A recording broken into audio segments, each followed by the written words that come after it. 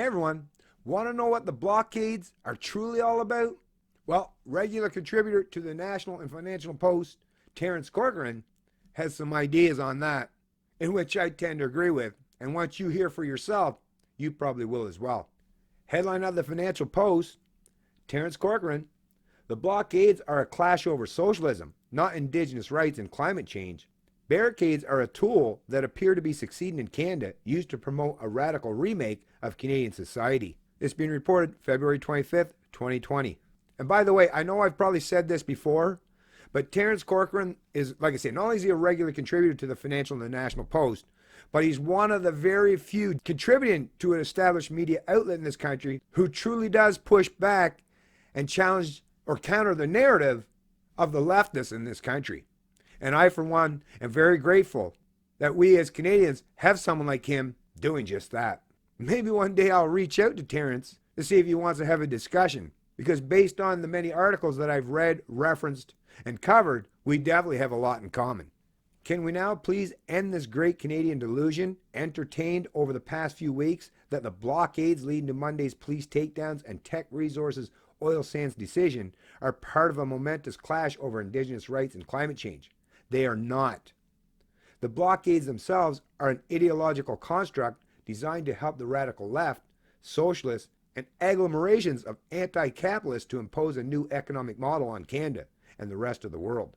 And that's that Green New Deal that you keep hearing about.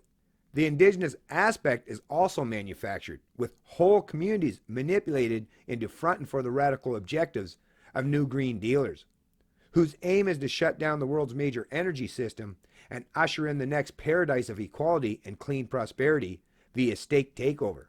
As for the climate, it is merely a pretext, a marketing tool for radicals who aim to bring down capitalism.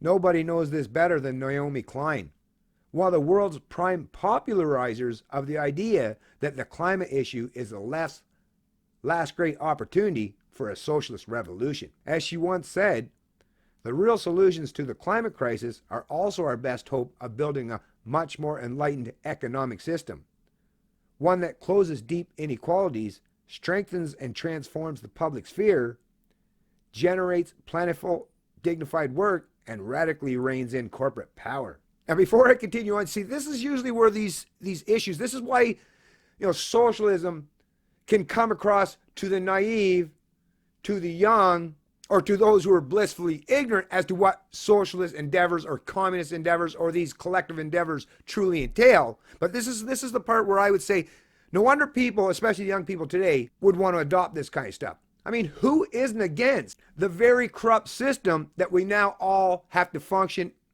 and flourish under? The problem is, obviously, it's not capitalism.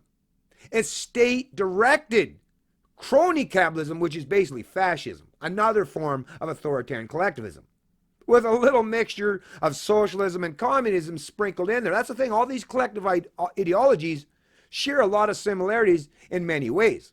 And the authoritarians among us just pick from that basket of collective authoritarianism and use what suits them, or what more aligns with their own personal beliefs. And another thing is, who is not against these deep inequalities? I'm against the inequalities that are done as a result of forced wealth and income redistribution, or bankster bailouts, or crony corporatism. I mean, who's not against this stuff? And who's against having plentiful, dignified work for the masses while reining in the corporate power that has kept wages stagnant for the typical worker for decades? But once again, that all happens as a direct result and a consequence of big government and central planning, of authoritarian collectivism. But people like Naomi Klein think that authoritarian collectivism, or using big government as their ultimate means to an end, is the answer to the problem. Or a solution, I should say. Which, no, it's not. It's actually the root of the problem. And you're only going to make things worse by using that gigantic monopoly of force or violence to affect or change entire cultures, entire societies, or entire countries. Or, as these globalists would like, the entire world, to function under that kind of singularity.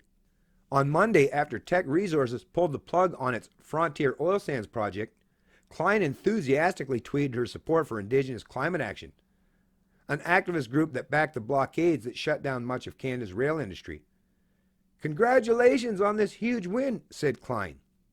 "You have been tireless in making this happen and protecting the land, water, and planet as a whole. It's wrenching watching the Trudeau government violate Indigenous rights across the country, but this is a major victory." Klein has a right to be satisfied. The rail blockades that have brought Canada to its knees are modeled on ideas in Klein's 2014 book. This changes everything. Capitalism versus the climate. A whole chapter of the book is titled Blockades, the New Climate Warriors. The book is a 560-page anti-enlightenment screed that attempts to tear down the entire canon of Western thought, from the scientific method to Adam Smith and Francis Bacon. To replace all that, she argued, we need a bottom-up revolution based on climate change and Blockades. Blockades, writes Klein, is the only remaining variable that can be used to bring down the profiteering and escalating barbarism of the free enterprise economy. Where is this free enterprise economy? Is Naomi trying to suggest or allude to the fact that we have anything remotely resembling laissez-faire free market capitalism? Does she forget about that big giant behemoth called government and the thousands of pages of rules, regulations, and controls that dictate and micromanage every aspect of the economy? Apparently so. The option is to block the road and simultaneously clear some alternative pathways to destinations that are safer. If that happens, well, it changes everything. Klein sees manifestations of this resistance in Blockades' fast multiplying local outposts. The fossil fuel divestment reinvestment movement, the local laws barring high-risk extraction, the bold court challenges by indigenous groups and others. It is worth noting, for the benefit of all our green, socially responsible central bankers and financial institution CEOs, that Klein, the socialist revolutionary, sees divestment as a kind of financial blockade. The main power of divestment is not that it financially harms Shell and Chevron in the short term, but that it erodes the social license of fossil fuel companies and builds pressure on politicians to introduce across-the-board emissions reductions, she argues.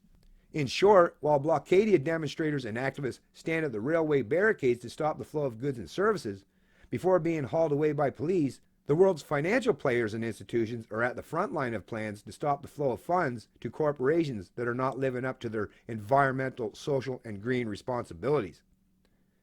Financial blockades, in other words, are akin to the rail blockades. The process of taking on the extractive economy is leading a great many people to face up to the underlying democratic crisis. There can be no doubt about Blockades' radical objectives and Klein's intentions. Klein and her husband, Avi Lewis, are also founders of the LEAP Manifesto, a plan to reshape Canada into a socialist state. The list of LEAP backers is long and filled with the names of social, environmental, and community activists, along with bevies of entertainers and some politicians. No bankers, it would appear, but who knows? On activist websites, such as the Energy Mix, the Blockades movement is tracked and mapped as a global phenomenon. Real successes are hard to find. Canada appears to be an exception, perhaps because Prime Minister Justin Trudeau has often supported the movement's objectives. The current Energy Mix site has a photo of Greenpeace and anti-tech student activists occupying the Montreal offices of Heritage Minister Stephen Guilbeault, himself a former blockadist who once scaled Toronto's CN Tower as part of the climate protests. To me, civil disobedience was never a goal in of itself. It was just a tool, Guilbeault has said. Just a tool, but one that appears to be succeeding in Canada, where climate and fractured Indigenous communities are being used to promote a radical remake of Canadian society. Anyways, folks, I'll place a link to this article in the description of the video below. Like I say, well done, as usual, and definitely thought-provoking. Like I say, Terence Corcoran is just one of a very, very few contributors to an established media source in this country who is actually willing to challenge the leftist narrative. Thank goodness for that. It's Canadian Libertarian. I love liberty.